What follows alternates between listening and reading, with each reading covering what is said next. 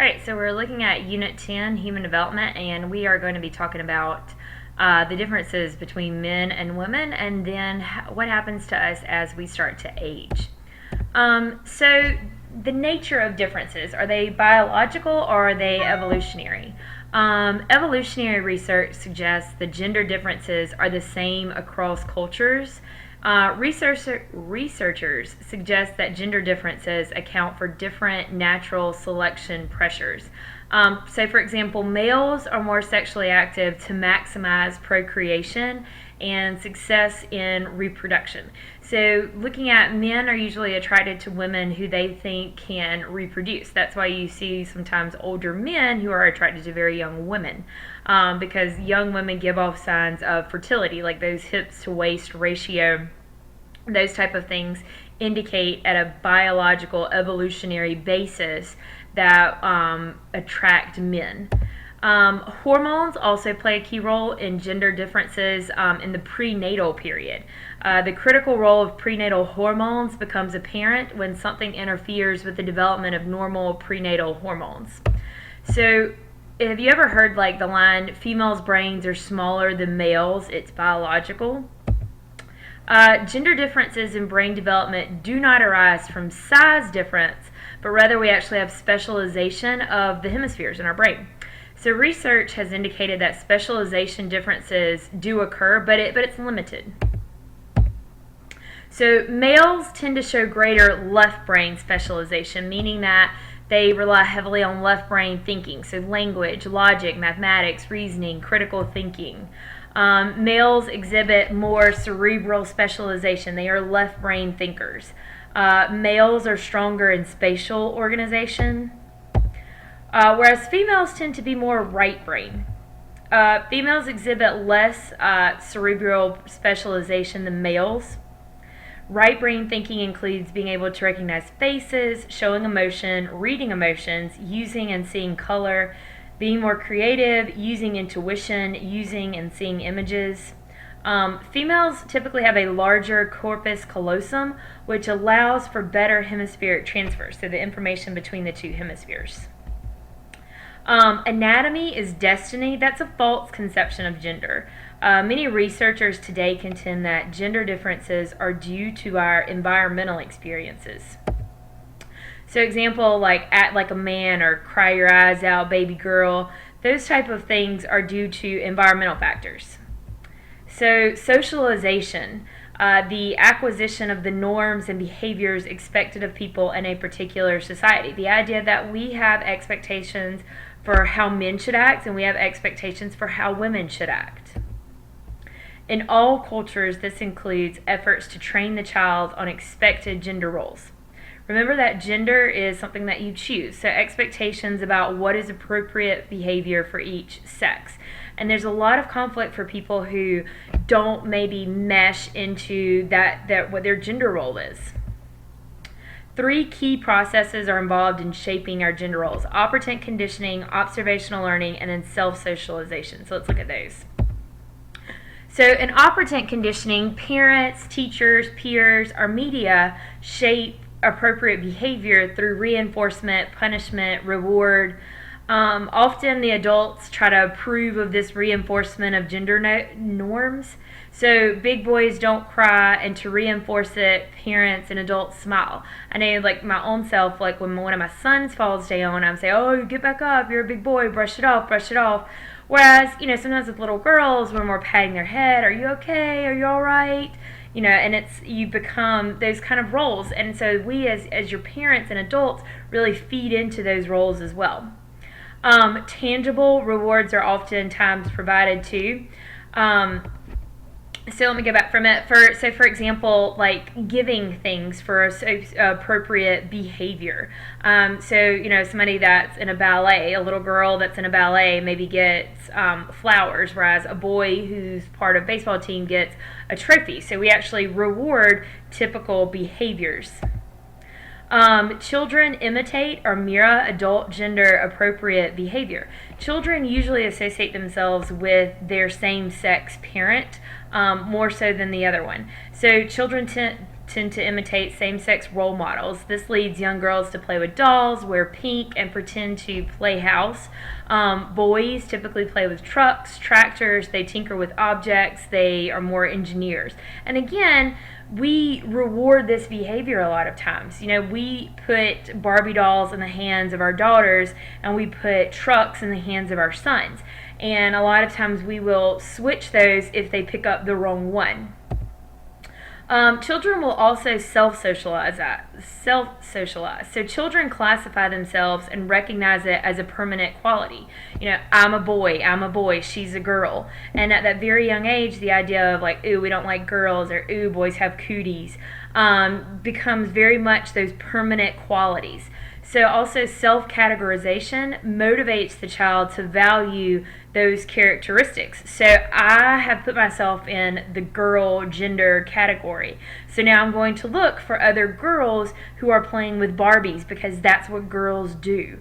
And so then we try to bring those behaviors in line with what considered gender appropriate in their culture. So then you go to your teacher and say, hey, look, we're playing with Barbie dolls because we're girls. And the teacher says, yes, that's good. Good job. I'm glad you're doing that. Or, if a boy picks up something pink and the teacher says, ooh, why do you have that? It's pink. Or the parent says, oh, why do you have that? It's pink. That's a girl toy. But we label things based on color and gender, and children learn to start to classify themselves as such. So where do these ideas generate themselves from? Families, again, fathers roughhouse with boys, and girls are usually told to like help out in the kitchen. I know my husband will throw wrestle our kids down on the ground, that kind of roughhousing. It's just playing. Whereas, I have friends that have girls and the idea that they're going to cook in the kitchen.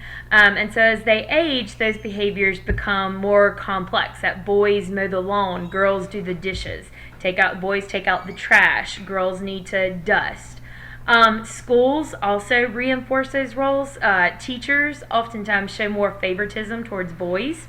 I don't know if you know this, but boys in a class are usually called on more than a girl. So just watch out, check out your teachers, see if they're calling on girls or boys more. The curriculum and resources used can display gender stereotypes and reinforce those roles. I think it'd be interesting to kind of, if you took an elementary school textbook, or, I don't know if it's so much in high school, but taking those textbooks and looking at what are the roles. And some textbook companies have now gone out and really tried to specifically put, women as construction workers. And the media, TV is another source of gender reinforcement. TV usually reinforces gender roles through extreme stereotyping. Women are usually portrayed as submissive, passive, emotional, and men are portrayed as the hero, independent, assertive, competent. Even commercials contribute to it. Think about how many commercials we see with the women doing housework and the men are, out working. Think about the number of superheroes. Are they male or female? What comes to mind? So women are often portrayed as participating in these trivial tasks, whereas men are doing the real work. And so the media contributes to that as well. So from adolescence to adulthood, kind of switching gears here a little bit, we see that adolescence to adulthood, development's a lifelong journey. It doesn't stop once you turn 18, or, we used to think that it only happened in childhood. And now what we're seeing is that that lifespan is becoming more blurry than ever before. Development is happening over longer periods of time, and that as society changes, development changes. People are marrying later in life, they're having children later in life, they're living much longer, and all of that changes the way that we view development. So some significant changes in personality development usually take place in midlife. We usually call these midlife crisis. So Robert Gould in 1975 tracked groups of men and women and concluded that personality continues to develop through the 5th decade of life. And at the same time, researchers have found that personality in some remains stable and consistent for 20, 40 or more years.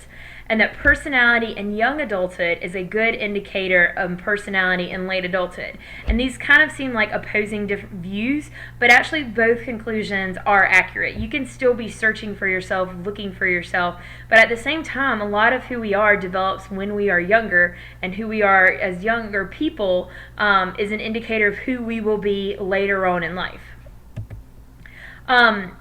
Transition to family life. Many of the important changes that are going to take place in adulthood involve changes in family responsibilities. The family life circle, the sequence of stages that a family typically progresses through. They tend to be predictable patterns, just like individuals. And I think that that's important to keep in mind with this unit, is that we're not alone. I think a lot of times teenagers, adolescents, children, even adults, families feel like they're alone in this development, but these are stages. I mean, these happen consistently across cultures, across families, and across individuals. So a lot of families today are not following a traditional family path or family circle like we saw before, but they're still following a path. So you have more single parents, unmarried parents, same gender parents, divorce.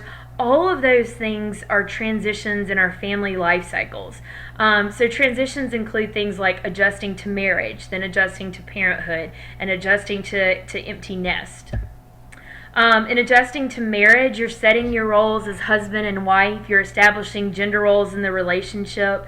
You're deciding, like, when are we going to start a family? And a lot of that today is shifting because couples are marrying later, and they're having that conversation about, career versus family. Do we want to it used to be a given that people would have kids, and now it's a question. Do we want to have kids? Because again, when you adjust to parenthood, it's a disruption of routines. It's a shift from egocentric. It's not just about you anymore. It's about other people. Physical exhaustion. I could go on a long time about that.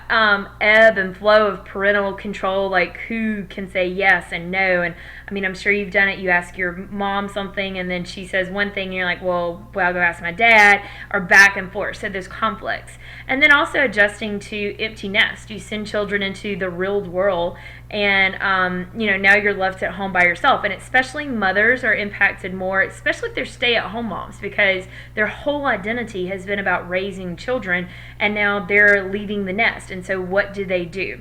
So those changing demographics today sometimes make for easier transitions. As you age, your physical peak falls, it declines. Men and women lose their hair, their skin elasticity lessens, flexibility, muscle mass, weight increases because your metabolism slows down. Women especially, because your weight shifts to where, in different places after child's birth. Sensory systems decline. Your vision, your hearing are the most impacted. Men are more impacted in this decline. Hormonal changes occur and can be gender specific. Women go through menopause, and men usually have some loss of testosterone as they age. After age 60, brain tissue weight declines because neurons become less active. Although many correlate the loss of brain tissue and weight with age-related dementia, it appears to be less of a factor. Dementia is an abnormal condition marked by multiple cognitive defects like memory, language, motor skills. So things like Alzheimer's, Parkinson's, Huntington's disease, AIDS are a few diseases associated with dementia. Alzheimer's accounts for about 2/3 of all dementia cases, and I have a feeling that, if I surveyed the class, there would be a lot of you that knew somebody with Alzheimer's. It's a slow disease. It can start in somebody as young as 40 and 50, but not really emerge until after the age of 65, and people typically suffer over a period of 10 years, and they usually lose their ability to remember, speak, perform tasks, and interact. So cognitive changes, the good thing is that we can lead to diseases associated with dementia can be easily offset. So regular exercise, participation in cognitive exercises, a healthy diet, social interaction can help delay those issues of dementia. And that's a good thing to think about, that a lot of how we age is influenced by your behavior now as an adolescent and in young adulthood. So cognitive intelligence is generally stable throughout the lifespan with only slight declines in average test scores. And then in a couple of units we'll be looking at like intelligence and IQ scores, but those things stay relatively average. Memory changes are moderate. Episodic and working memory are the most impacted, and procedural and semantic memory are the least impacted. So hopefully you took some notes. Make sure you come to class to ask some questions, and I will see you in class. Bye.